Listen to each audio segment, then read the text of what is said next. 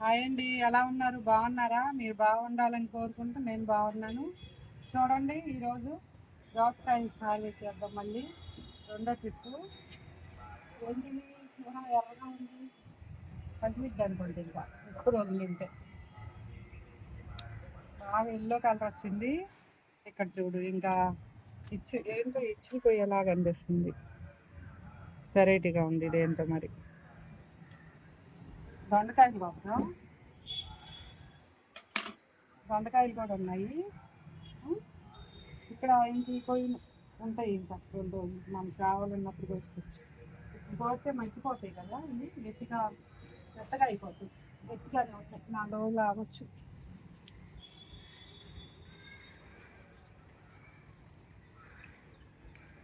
చూడండి, ఎదిగిన మొక్క ఎన్ని పూలు వచ్చాయో. ఇది ఆన్లైన్లో తెప్పించాను నేను.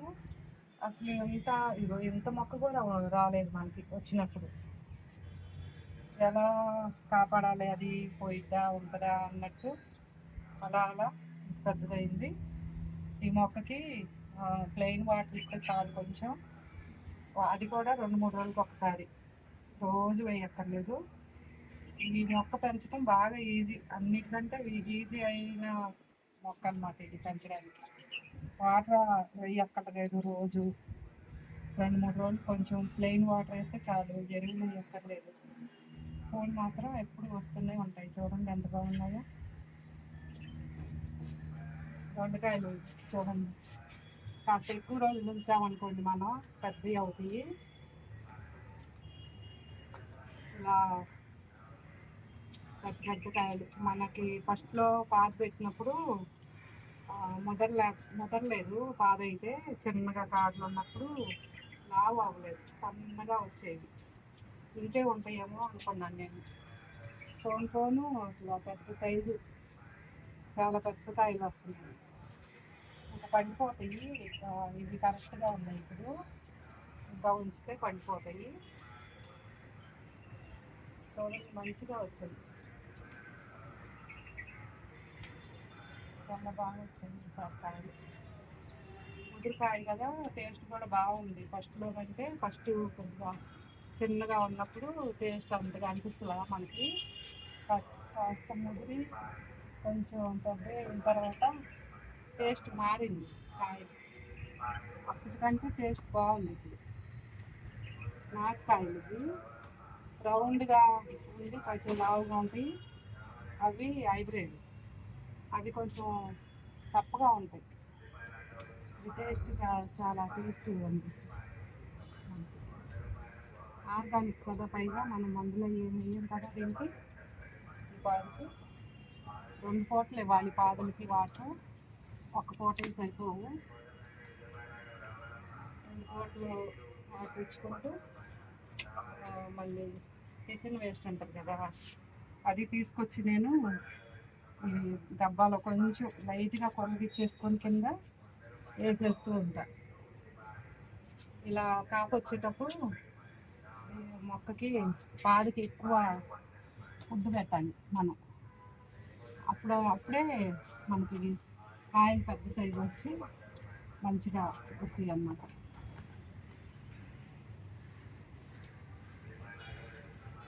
ఇంకా పైన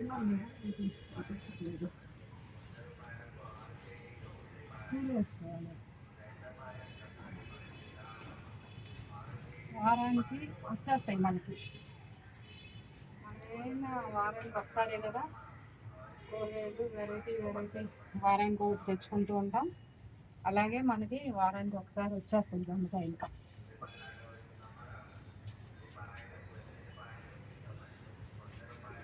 అబ్బో, ఇది ఇంకా ఉన్నాయి కదా.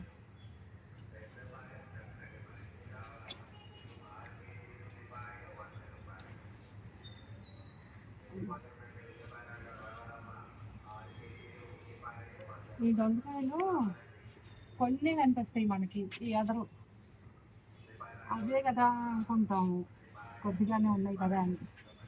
కోసేపు ఉంది ఆకుల్లో మంచిగా కనిపిస్తూ ఉంటాయి. దొండకాయలు ఒకటి, కాకరకాయలు ఒకటి, కొంచెమే ఉన్నాయి అనుకున్నాను నేను కూడా. చూడండి ఎన్ని వచ్చాయో.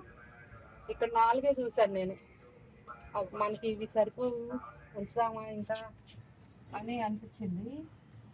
కానీ అలాగే ఉంచితే పండిపోతాయి కదా అని పోయటం మొదలు పెట్టాక ఎన్ని వచ్చాయి చూడండి.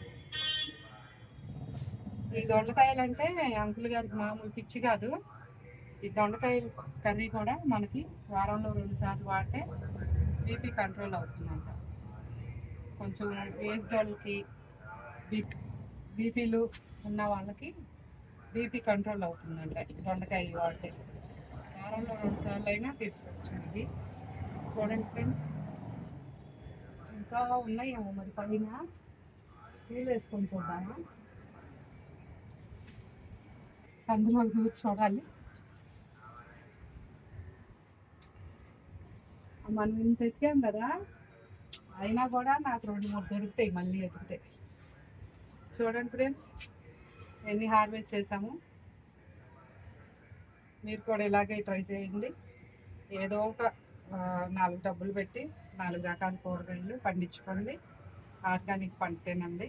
మనకి ఇది ఒక తింటే కానీ మనకి దీని టేస్ట్ అనేది తెలవదు.